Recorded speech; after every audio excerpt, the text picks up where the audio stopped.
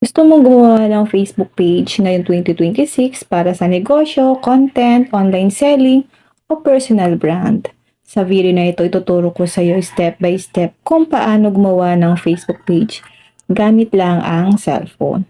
Mabilis, madali at updated ngayong 2026.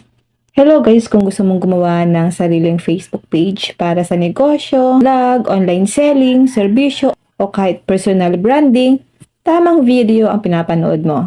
Sa loob lang ng ilang minuto, matututunan mo kung paano gumawa ng Facebook page account ngayong 2026 gamit lang ang cellphone, kaya tara simulan na natin. Unang-una, buksan mo ang inyong Facebook app at siguraduhin nakalagin ka sa personal Facebook account mo. Open lang natin ang ating Facebook account. Tandaan, kailangan muna ng personal Facebook account dahil dito nakakonect ang inyong Facebook page. Pagkapasok mo sa Facebook, hanapin mo ang menu. Karaniwan itong makikita sa ibaba o itaas na bahagi ng app. Depende sa version ng Facebook mo. I-tap mo lang ito para lumabas ang iba't ibang options. Tap lang natin itong menu. Tap 3 lines. Tap See More. At dito guys, hanapin natin ang pages. Tap lang natin ito. Pag nasa pages section ka na, makikita mo ang option na create. Create page o minsan ay may plus sign. I-tap mo lang ito para makapagsimula sa paggawa ng inyong bagong Facebook page. Tap natin ang create. Ngayon, ilagay mo ang pangalan ng inyong Facebook page.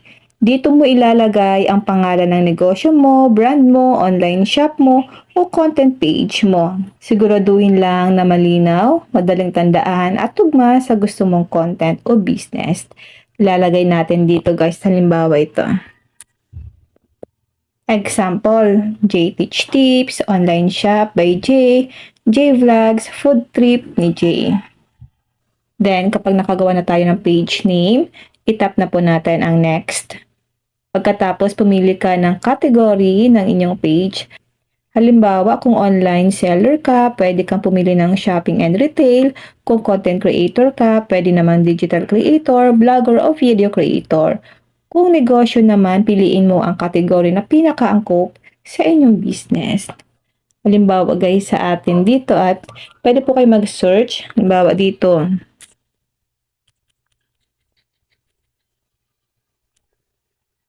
Digital creator o kaya content creator, pwede po yan. Then kapag okay na guys, tap na po natin ang create. Dito po sa page type, pwede po kayong pumili dito kung business po ba yung inyong page. Sa akin guys, itong creator. Then kapag okay na, tap na po natin ang next. Finish setting up your page. So kailangan natin ito guys, lagyan or i-set up. Susunod, pwede mong lagyan ng bio o description ng inyong page. Dito mo ilalagay kung tungkol saan ang page mo. Halimbawa, daily teach tips and tutorials, affordable online items, tutorial updates, at useful Facebook tips. Mas maganda kung malinaw agad sa viewers kung ano ang mapapanood o makikita nila sa page mo. Sa akin guys, ito yung ilalagay ko, daily teach.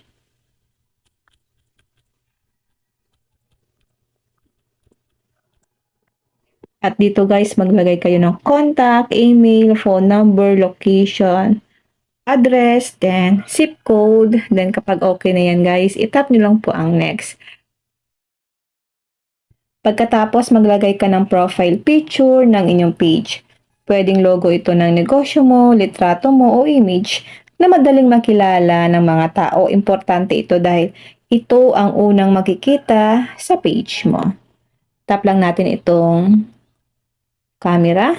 And then, pili lang tayo dito guys ng picture. Halimbawa, yan. Sunod naman ay cover photo. Dito mo pwedeng ilagay ang banner ng page mo. Halimbawa, ang pangalan ng negosyo mo, mga produkto mo o design na bagay sa content mo. Mas maganda kung malinis tingnan at professional ang itsura ng cover photo. Kapag maglalagay kayo ng cover photo, itap mo lang po itong camera dito and then madadirect kayo sa inyong mga photos and then piliin nyo po ang inyong magiging cover photo. Sa akin guys, mamaya ko na siya lalagyan. Then kapag okay na guys, tap na po natin ang next. At dito guys, pwede na po tayo dito mag-invite ng mga friends natin. Halimbawa ito, mag-invite lang tayo dito guys. Pag okay na yan, tap na po natin ang next. Then tap na po natin ang next. Pagkatapos mong gumawa ng page, mas maganda kung ayusin mo agad ang importanteng details para mas professional tingnan at mas handa sa audience o customers. Mga dapat i-set up agad. Una, ilagay mo ang inyong contact details tulad ng email o number kung kailangan. Pangalawa, ilagay mo ang location kung may physical store o serbisyo ka sa isang lugar. Pangatlo, ayusin mo ang username o page name para mas madaling mahanap ang inyong page. Pangapat, gumawa ka kaagad ng unang post para hindi mo kang bakante ang page mo. And then dito guys, kapag may nakalagay po na ganyan, tap lang po natin ang next. Tap next. Tap next. At ayan, ganyan lang kadali gumawa ng Facebook page account ngayong 2026 gamit ang cellphone. Kung nakatulong ang tutorial na ito, huwag kalimutang i-like, i-follow at i-share para mas marami pang matulungan. At kung gusto mo pa ng mas maraming Facebook tips, messenger tricks, at cellphone tutorials, comment mo lang sa baba ang gusto mong susunod kong gagawin. Maraming salamat at see you sa next tutorial.